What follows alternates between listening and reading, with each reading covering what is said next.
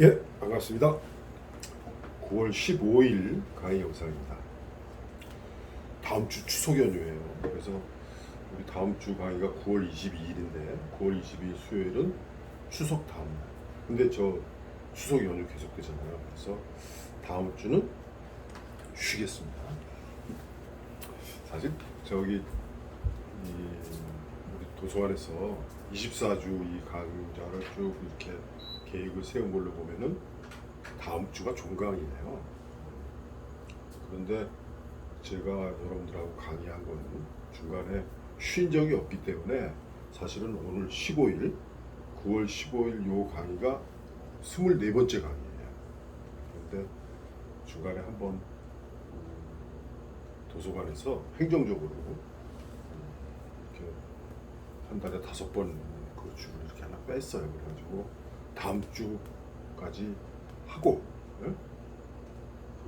그렇게 해서 이제 24주 완성됐는데 다음 주 저 추석이잖아요. 그래서 그 다음 주까지 그래서 29일까지 29일 종강입니다.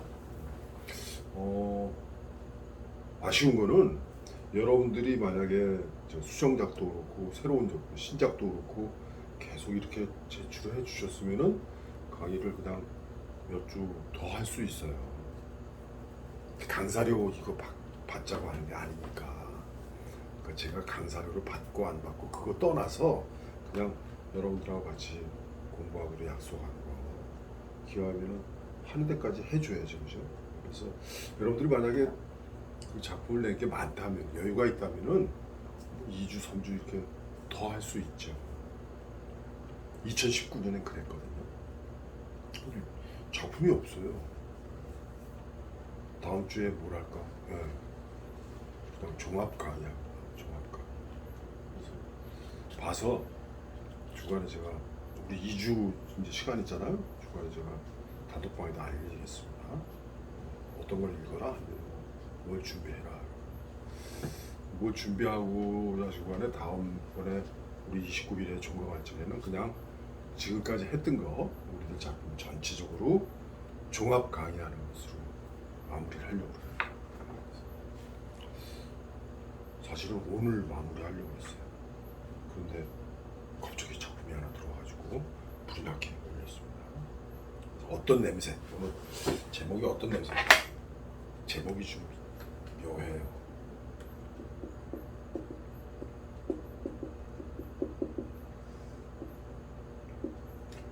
제가 이렇게 수강생들이 작품 제목을 잘 정하지 못할 적에 그때 가끔 요걸 추천을 합니다. 그래서 그냥 어떤 그러면은 그냥 냄새보다도 어떤 그러면은 그 냄새를 한정하는 거예요. 그래서 작가가 의도하고자 하는 냄새를 드러내는 거죠. 만약에 뭐 그 구체적인 냄새를 한다면 뭐 앞에다가 그런 걸 붙이면 되겠죠. 하수구 냄새, 아니면 시궁창 냄새, 아니면 이 앞에 뭐 어떤 걸 관용어를 집어넣어도 되는데 이렇게 어떤이라고 하는 저 형용사를 어떠한 형용사를 이렇게 앞에다 내세워서 하면은 이 냄새를 한정하는 거니까 작가가 의도하는 그런 냄새를 드러낼 수 있어요. 그런데 과연 제목 어떤 냄새에 걸맞는 그런 내용이었느냐, 그건 별개죠. 다 읽으셔서 아시겠지만 어떤 남자예요. 남자. 물론 나중에 이게 50대 초반입니다. 50초예요. 나중에 나오지만 이 김만석이라고 해요. 김만석. 그 마지막 페이지 주소까지 나오죠. 아마 부천시 이게 뭐 원미럴 거예요. W로 해성빌라. 해성빌라라는 거 제가 들어본 적이 없어요. 해가 아니라 해성연립은 제가 압니다. 해성연립은 뭔지. 지층 경리로 김만석. 이게 남자 혼자 사는 남자예요. 지난번에 보니까 제가 독거노인으로 돼 있더라고요. 물론 혼자 사는 건 맞지만 내가 아주 노인 소리 듣긴 뭐한데. 아, 물론 저기 만 65세 넘었다고 뭐라고 그러는데, 근데 저는 아직 실감이 안 돼요. 나 젊으니까. 어쨌거나 여기서 주인공이 남자예요. 그리고 이제 주인 할머니죠, 주인 할머니. 그 다음에 옆집 할머니죠. 네, 옆집 할머니. 그 다음에 나중에 뭐 저 열쇠 그 여는 사람, 그 사람. 그 외에는 없어, 안 나와요. 그러니까 여러분들은 어떻게 생각하십니까? 인물 간단해요. 그러니까 주인물이 한 사람뿐이야. 또 한 사람이라면 주인 할머니 요 정도 보죠. 그리고 이것을 바라보는 시각은 전시적 작가죠. 전시적 작가. 가끔 많은 그 수강생들이 전지적 작가 얘기 안 하고 주로 3인칭 관찰자 시점 이렇게 얘기하는데, 아니 이게 3인칭 관찰자가 아닙니다. 심리까지 다 얘기하잖아요. 그러니까 이 남자의 속마음, 주인 할머니의 속마음까지 다 서술자로서 드러내니까 전지적 작가입니다. 그래서 전지적 작가 시점 이렇게. 그래서 이 어떤 냄새는 결국에는 두 가지로 나눠요. 하나는 뭐냐면 이 남자가 느끼는 냄새, 그 다음에 또 주인 할머니가 느끼는 냄새, 주인 할머니가 느끼는 냄새. 이 남자가 느끼는 냄새는 여러 가지 냄새죠.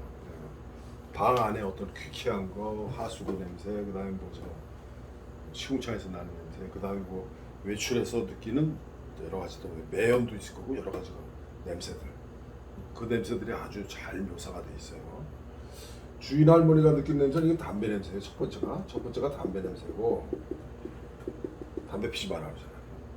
그다음 두 번째가 뭐냐면 이 시체예요. 시체. 흔히 해서 시체 썩는 냄새죠. 이 시체 썩는 냄새, 요것이 결국에는 이 김만석의 죽음이에요. 이 문제는 뭐냐면은 이 작품에서 제목이 어떤 냄새이듯이 이 냄새들을 이렇게 자세하게, 그 냄새에 따라서 자세하게 묘사를 잘했어요. 그래서 이 냄새와 관련된 것 중에서 좋은 게 이 묘사는 기가 막히게 잘 됐어요. 이 묘사는 기가 막히게 잘 되어 있는데 과연 서사적인 줄거리, 이 남자는 어떤 남자예요? 실업자예요. 한때는 뭐 애도 있고 결혼해가지고 아이하고 잘 살다가 IMF 맞으면서 그리고 저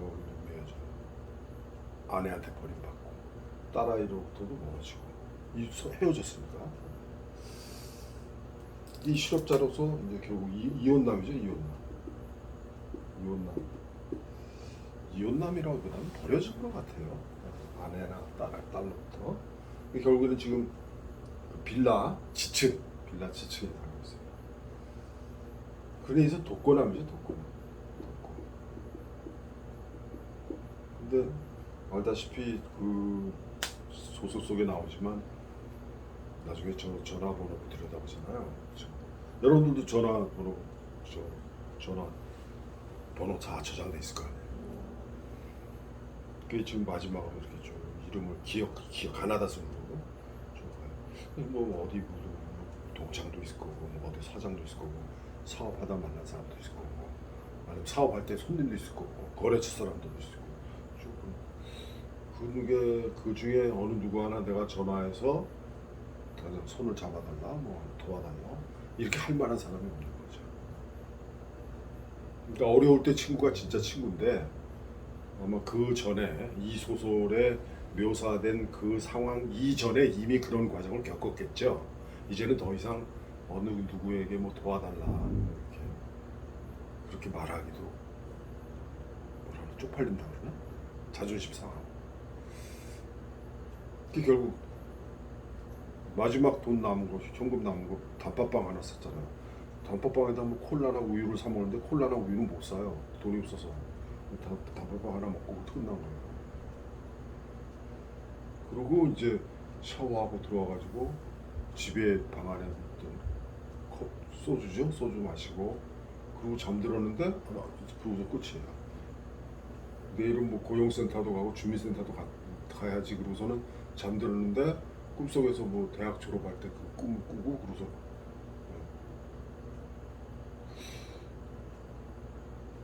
결국 이 남자가 죽는 건데 이 남자의 죽음 지금 그 마지막 장면에서 요 생과 사 이것의 경계 요것하고 이것의 경계 요 부분이 애매해요. 그래서 이 사람이 죽었다 그러면은 자살을 한 건지 아니면 그야말로 뭐 아사를 한 건지 아니면은 자다가 그냥 심장마비를 일으킨 건지 아니면은 자다가 뇌출혈이 돼가지고 어떻게 된 건지 몰라요. 그거는. 그러면은 이 사람이 자살했다. 지금 거기 내용으로 봐서는 자살이 아니에요. 자살이 아니고 왜? 샤워하고 소주 한 잔 마시고 샤워하고서는 거울 보고 혼자서 뭐 독백도 하잖아요. 그리고 잠들기 전에 뭐라고 생각하느냐? 생각이 뭐예요? 고용센터도 가고 주민센터도 가지. 결국 뭐예요? 뭔가 일을 하려고 하는 거죠. 50초밖에 안 됐으니까. 그러던 사람이 왜 죽어? 왜 이게 죽어서 나중에 주인 할머니가 거기 문 두드리고 열쇠 하는 사람이 와서 열쇠를 강제로 열잖아요. 그러고 보니까 아이고 이거 뭐야 냄새가 그냥 알고 봤더니 이 냄새가 그 냄새였구나 그래서 그럼 이 냄새가 그 냄새였구나 하는 그 장면에서는 그 냄새가 무슨 냄새예요? 어떤 냄새? 김만석이 시체 썩는 냄새죠. 김만석이가 죽었다는 건 뭘로 나타나요? 문을 열쇠 장소가 와서 열쇠를 열고 문을 여니까 그 밑에 뭐가 쌓여 있어요? 고지서들이죠. 여러 가지 뭐 편지나 고지서들. 고지서겠죠, 뭐 주로. 전기세 미납됐다, 뭐 미납됐다, 뭐 이런 거겠죠, 그죠? 아니면 무슨 뭐 안내서일 수도 있고. 어쨌거나 그 우편물이 이렇게 쌓여 있는 거예요. 그러니까 우편물이 쌓였다는 것은 적어도 일주일, 보름 꼼짝 안 했다는 거죠.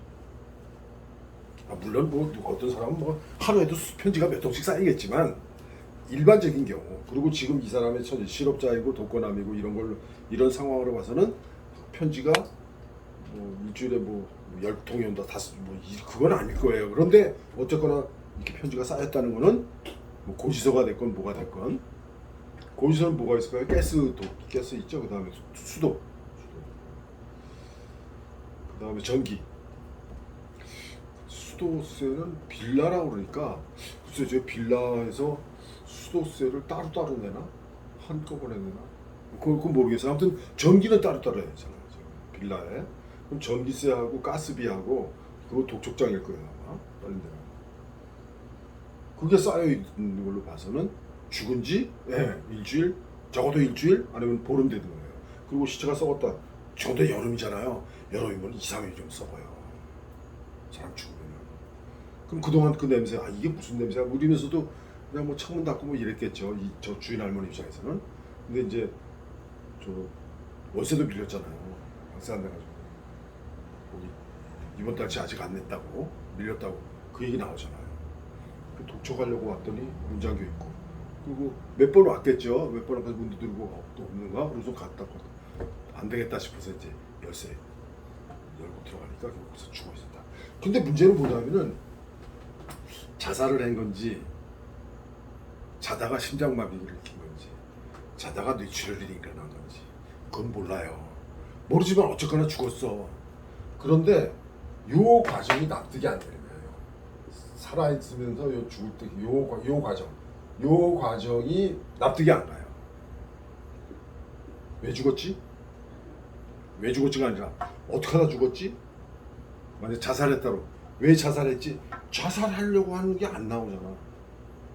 그리고 이 사람이 갑자기 심장마비를 일으킬 만한 전조가 안 보이잖아요.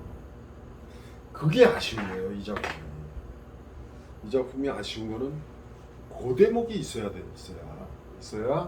어떤 냄새도 살고 남자가 느끼는 냄새도 살고 주인 할머니가 느끼는 냄새도 살고 할 텐데 이게 안 나오니까 그럼 과연 여기서 어떤 냄새는 그냥 무슨 냄새예요? 결국엔 마지막 강조가 되잖아요. 시체 썩는 냄새죠. 남자는 주변에 자기가 살아있을 적에 이런저런 그 냄새를 맡으면서 역겹다고 느끼면서 그 냄새를 싫어했잖아요. 근데 결국에는 그런 냄새를 싫어했던 이 남자가 결국엔 지 죽어서는 그 죽은 시체 썩는 냄새로 주변 사람들 괴롭히는 거잖아요. 그럼 과연 어떤 냄새일까?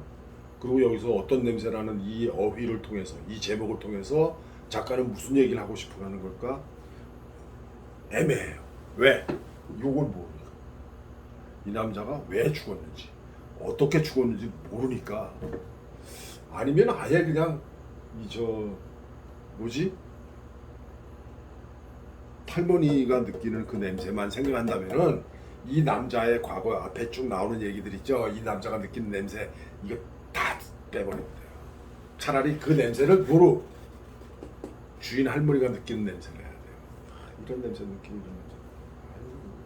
아랫집 이 새끼 이 녀석 저 혼자 사는데 보니까 맨날 담배 피우면 이 담배 냄새 올라와서 역겨운데 이렇게 하면서 담배 냄새 역겨운 거, 뭐 역겨운 거 지금 이 남자가 느끼는 냄새들 있죠. 그 냄새를 할머니가 느끼는 걸 해야 돼요. 그리고 이 남자는 김만석이는 아예 약화시켜야 돼요. 한두 줄이면 돼요. 그러다가 결국은 며칠 전부터 이상한 냄새가 올라온다. 주인 할머니가 느끼는 거죠. 주인 할머니 이건 뭔 냄새야? 이건 도대체 예전에 어디서 맡아본 것 같기도 하고. 맞아.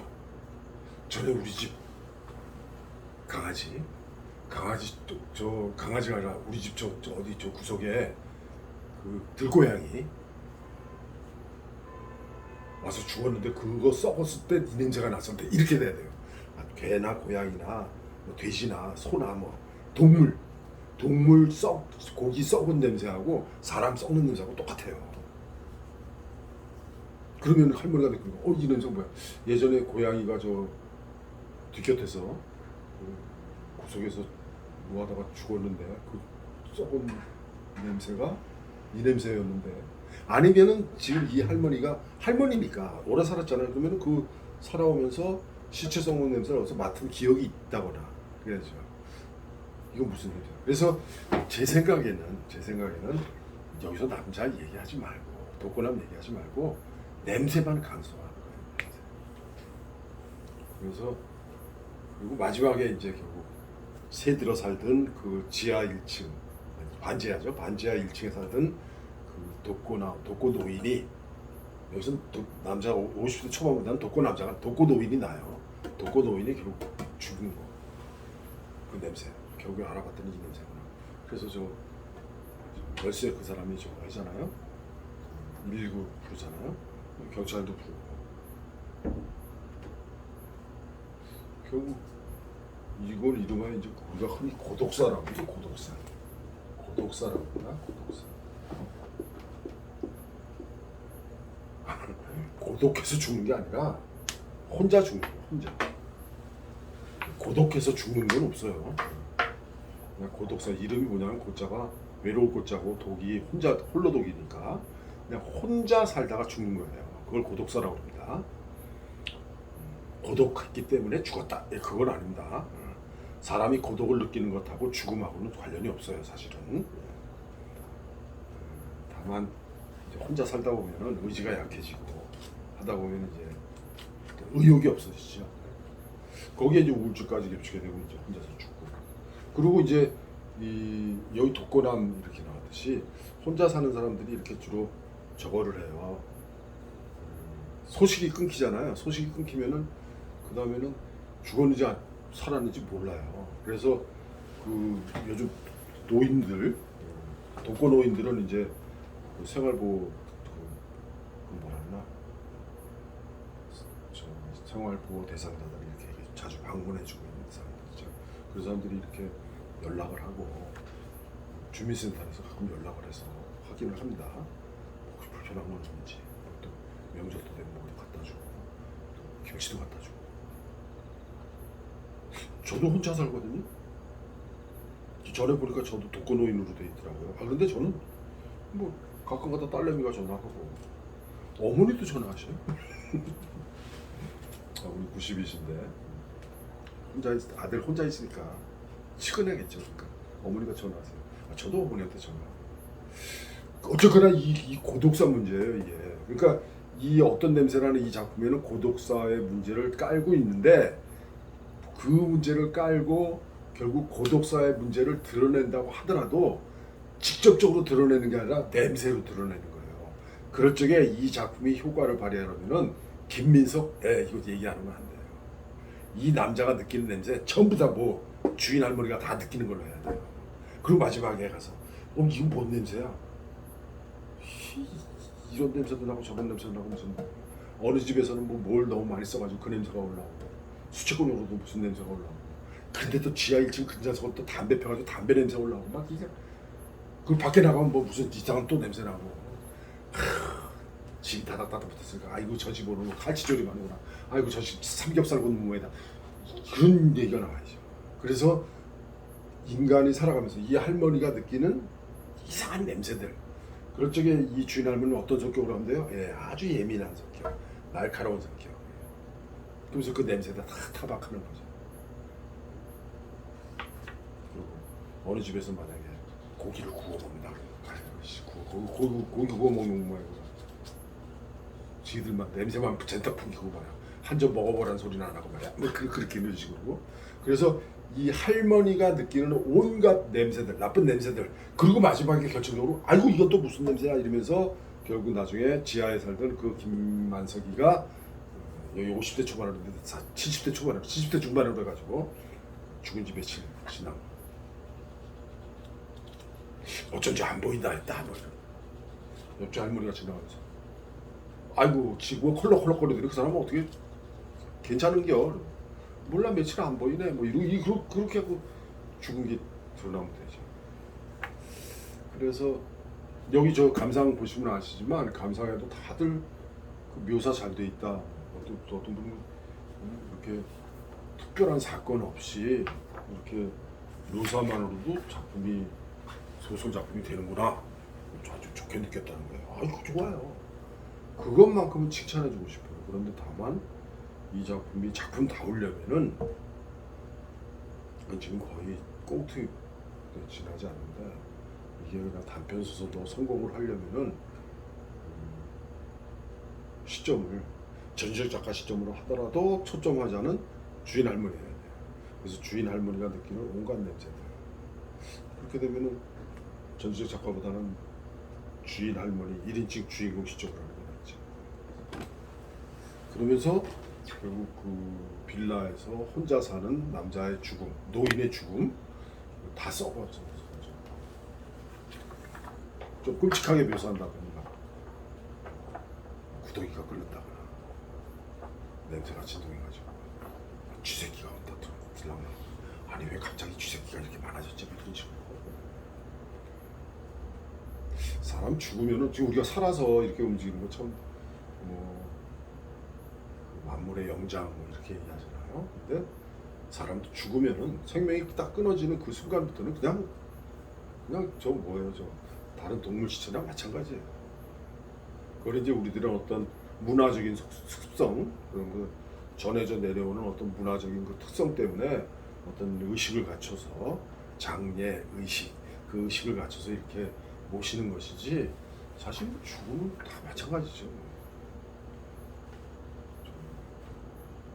날짐승이나 들짐승이나 기짐승이나 똑같아요. 사람들이나 뭐 별 얘기 다 안 해요.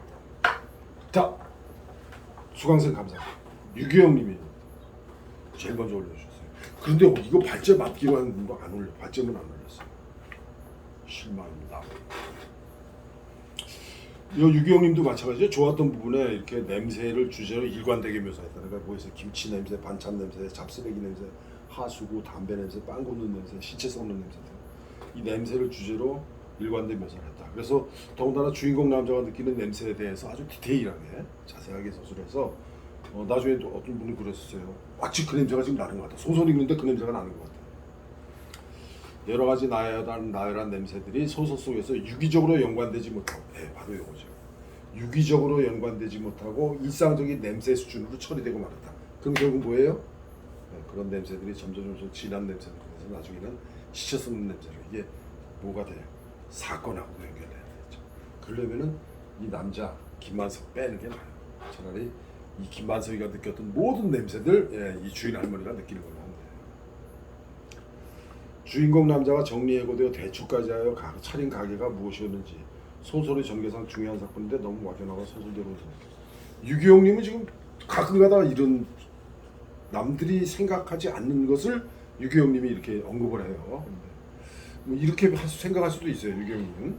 근데 저는 대출까지 해서 차린 가게가 무엇이었는지 저는 그거 별로 중요하다고 안 봐요. 왜?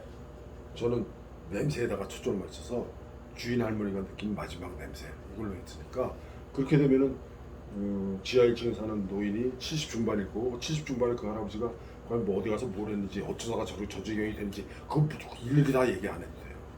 찾아오는 사람도 있고 딸이 아들이나 딸이 찾아오는 것도 아니고 친구들이 오는 것도 아니고 가끔 가다가 요양보호사라고 그러나 그 와가지고서는 주민센터에서 와서 뭐 이렇게 확인하고 가고 가끔 가다 이렇게 요양보호사가 와서 대문에 기대해가지고 뭐라고 얘기 나누고 그러고 가고 그 요양보호사가 주인 할머니하고 인사할 거 아니야? 인사하면 잘 지내시죠?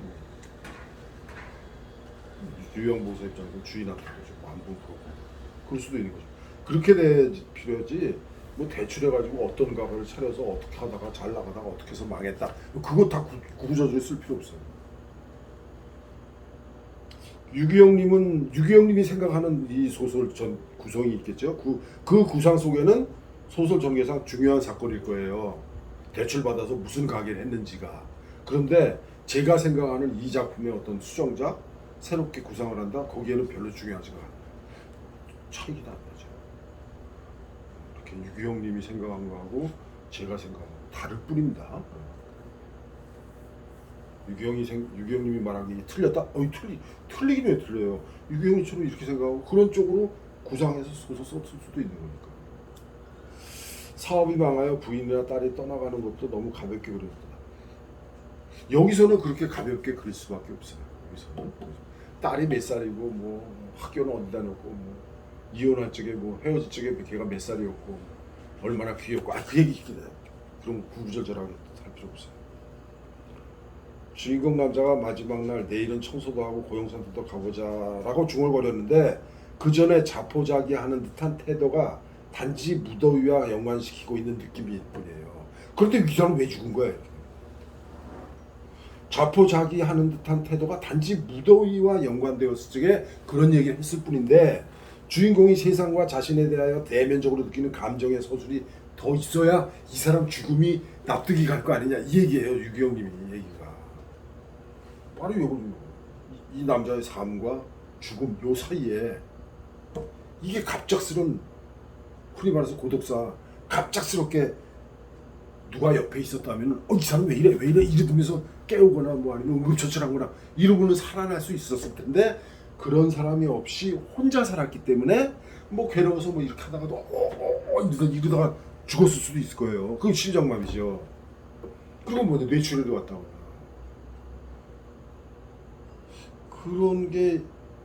그런 장면이 있다면 모르겠는데 그런 장면도 없잖아.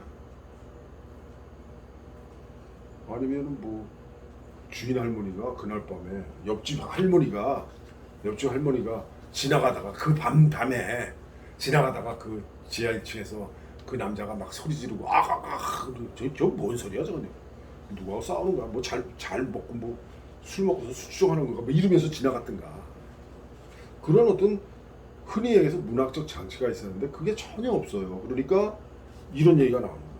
유경이 같은 이 지적 제대로 지적한 겁니다.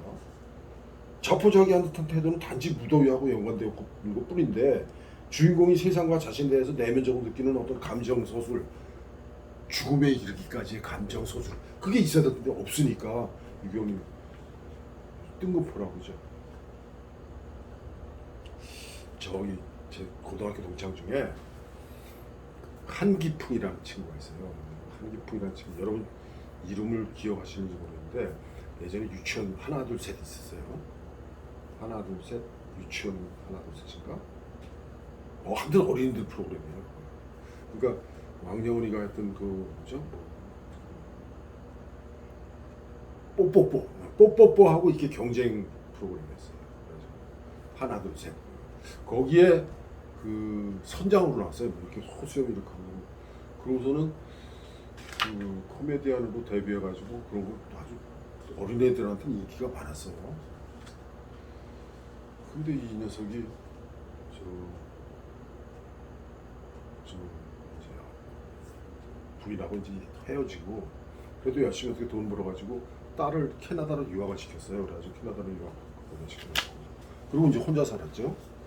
혼자 살았는데 뭐 저 인라인 스케이트도 타고 뭐 자전거도 타고 건강했던 친구인데 갑자기 오늘 죽었다고 연락을 해서 기가 막혀서 아니 얘가 왜 죽어 이렇게 건강한 애가 그러고 갔더니 형님을 만난 거예요.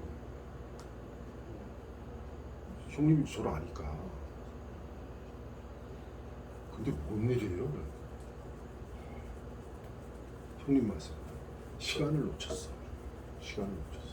그러니까 부검하고 뭐 그랬대요. 그런데 뭐냐면은 샤워를 하다가 샤워 바닥 미끄러졌잖아요. 비누에 미끄러졌는지 뭐에 미끄러졌는지 아무튼 넘어졌어요. 넘어지면서 이 머리를 변기 그 모서리에 다 부딪힌 거야. 부딪히는데 뭐 죽을래면 뭔 짓을 못하겠어요? 제대로 부딪힌 거죠. 그래가지고 머리를 부딪히면서 그 자리에서 그냥 뇌출혈, 뇌졸중. 그때 만약에 넘어지는 소리를 듣고 누가 옆에서 만약 부인이 있었다면 아니면 같이 사는 누군가가 있었다면 뛰어가겠죠. 그래서 화장실로 아니 뭔 일이야 이러면서 그럼 열어보서 뭐 저 머리 부딪혀가지고 신음 소리 내고 의식을 잃고 이랬으면 빨리 119 불러가지고 했으면은 살았을 수도 있죠. 근데 이틀 지나고 그날 무슨 공연하는 날인데 내가 무슨 뭐죠 이렇게 사회 같은 거 그랬거든요. 레크레이션 사회. 안 오니까 전화도 안 받으니까 답답해가지고 봤던 거예요. 봤더니 죽어. 만약에 여기도 그렇게 될 수도 있겠죠. 그래서 한기풍 참 그리운 친구입니다. 제 블로그에 가면 있어요. 사진 있어요. 참 정다운 친구들 혼자 사는 거 위험합니다. 그래서 가끔 저는 딸내미가 전화해가지고 그래 어쩐 일이냐 그러고 아니 그냥 아빠 목소리 들으려고 끝. 5초 통화 5초 아빠 확인하는 거예요. 안보 확인하는 거예요. 아빠 괜찮으신가. 그런 사람이 있어야 됩니다 주변에. 그래서 하루에 한 번은 누군가와 이렇게 통화를 해야 돼요. 그렇게 할 수 있게끔 해줘요. 그 다음에 이정희님이 그랬죠. 독고 중년의 고독사를 그린 소설이다. 근데 이정희님은 제목이 적절하다고 느꼈어요. 그러니까 요거 묘사한 걸로 봐서 적절하다고 느낄 수 있습니다. 그 다음에 이정희님 칭찬만 했어요. 진짜 좋다. 냄새에 대한 표현도 무척 좋았다. 그리고 이렇게 보니까 이 사람 이러다 진짜 죽겠는데 그 마지막 부분에 나오죠. 마지막 부분에 여기 122쪽, 123쪽. 이정희님도 그렇게 생각하신 거야. 이 122쪽부터 123쪽 거기는 이 남자가 마지막으로 죽어가면서 이렇게 주마등처럼 뭐 보인다 그러죠. 그런 걸 묘사한 게 아닌가. 저도 그렇게 생각해요. 그런데 이 사람 이러다 진짜 죽겠는데 싶은 뭔가가 더 있었으면 좋겠다. 그거죠. 그래서 죽을 것 같지 않았는데 사망했다. 그래서 독자가 읽으면서 이 사람 이러다 진짜 죽겠는데 싶은 뭔가가 더 있어야 된다 이런 얘기예요. 그 다음에 김정희님도 아주 좋게 얘기했어요. 줄거리까지 요약해 주시고 표현이 간결하면서도 치열한 삶의 달면을 잘 담았습니다. 무게감 있게 그 남자의 내면이 잘 드러납니다. 여기 있죠. 3인칭 관찰자라는데 아니다. 3인칭 전지적 작가입니다. 그 다음에 굉장히 글을 잘 쓰시는 분 같아요. 예 맞아요. 글을 잘 쓰시는 분입니다. 군더더기가 없고 구성이나 문장이 수정할 부분이 보이지 않습니다. 군더더기 없죠. 구성이나 문장이 수정할 부분이 보이지 않습니다. 예, 김정희님은 그렇게 봤는지 모르겠는데 저는 보충할 게 여러 개 있어요. 김정희님이 아주 좋은 말씀하셨어요. 보세요. 서사보다는 상황 묘사가 전부라고 할 수 있는 소설인데 그것만으로도 충분한 소설이 될 것 같다. 예 맞습니다. 소설은 우리가 소설 서사문학, 이야기문학이라고 그러잖아요. 그런데 특별한 이야기가 없이도 이렇게 묘사만으로도 소설이 된다. 이게 90년대, 2000년대 들어서 90년대부터 2000년대 들어서 우리나라 소설의 특징이 뭐냐면 사소설이라는 게 나와요. 사소설. 그리고 그 사소설과 결합해가지고 분위기 소설이라는 게 나와요. 그래서 그 90년대, 2000년대 초반의 작가들, 그 작가들 중에서 특히 여류 작가들, 그 분위기 있는 사소설도 좋은 거 많습니다. 그 한때 그거 매료되기도 했었는데, 그 다음에 기타 발제자가 느낀 감상, 묘사만으로도 충분히 작품이 되는구나. 등장인물이 많지 않아도 세밀하고 섬세하게 한 단면을 부각시키는 글도 좋구나. 아, 이걸 느꼈다. 이거 그렇죠. 인물 몇 사람이에요? 거론된 인물은 딱 네 사람이에요. 하나, 둘, 요거, 그 다음에 열쇠장수. 없어요, 그 다음에. 근데 요것만 가지고도 이렇게 한 편의 이야기를 만들어낼 수 있구나. 묘사만으로도 충분히 작품이 되는구나. 그렇습니다. 다만 이제 아까 안타까웠던 거 얘기했죠. 김만석이가 왜 죽었는가. 그 왜 죽었는가 살리기 싫으면은 아예 김만석이 빼고 주인 할머니가 다 느끼는 걸로 하는 게 낫다. 그 다음에 여기 저 좋은 질문 하셨어요. 김정희님이 평소에 궁금했던 건데요. 말줄임표 다음에 마침표가 있어야 하는가 그 얘기예요. 말줄임표 다음에 있어야 되는가, 저 마침표가 있어야 되는가. 이거 같이 한번 이거 볼까요? 자세히 이거 좀 자세히 좀 봅시다. 이 밑에요. 말줄임표 다음에 마침표가 있어야 하는가? 있어야 됩니다. 자 보세요. 우리 맞춤법에서는 말줄임표 다음에 마침표를 쓰는 게 맞습니다. 다만 편의상 지금 많이들 안 쓰죠. 그리고 그거 말줄임표 다음에 마침표 안 찍었다고 누가 지적해가지고 뭐라고 그러지는 않는데 마침표도 찍는 게 맞는 겁니다. 그건 알아두세요. 그 다음에 이 말줄임표하고 마침표, 이 마침표를 어떤 데서는 온점이라고 그래요. 그리고 쉼표를 반점이라고 그러고, 이 온점과 반점은 원고지 사용법에서 원고지를 세로로 쓰잖아요. 세로로 쓸 적에 마침표는 동그라미를 치고 반점은 이렇게 옆으로 찍어요. 그럴 경우에 온점과 반점 이렇게 얘기합니다. 온점, 마침표를 가리키는 거고, 반점, 쉼표를 가리키는 겁니다. 자, 그런데 많은 사람들이 말줄임표는 쉼표 6개 찍고 끝내려고 그래요. 아닙니다.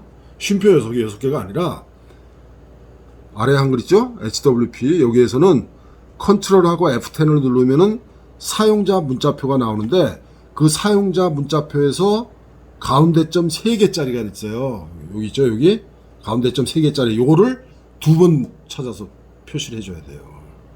밑에 볼까요? 밑에 생선 썩는 냄새도 아니고 말줄임표라고 했는데 이게 마침표 6개 찍었어요. 그리고 마침표까지 찍었어요. 요게 정확한 거죠? 생선 썩는 냄새도 아니고 요거 있죠? 요거 3개 한 번, 2번 찍고 마침표 또 찍었어요. 요게 정확한 겁니다. 요게 정확한 거고 요거는 마침표 이렇게 계속 찍은 거예요. 마침표 6개 찍는 거 아닙니다. 예, 이렇게. 아까 온점 얘기했는데 온점 저기 원고지를 세로로 쓰다 보면 이렇게 세로로 이렇게 쓰잖아요. 세로로 썼어요. 세로로 원고지 쓰는 거야 지금. 그랬다 하고 마침표 찍잖아요. 이렇게 찍어요. 동그라미. 그래서 요거를 온점이라고 해요. 온점. 그러면 했다고 이렇게 요건 쉼표가 되는 거죠.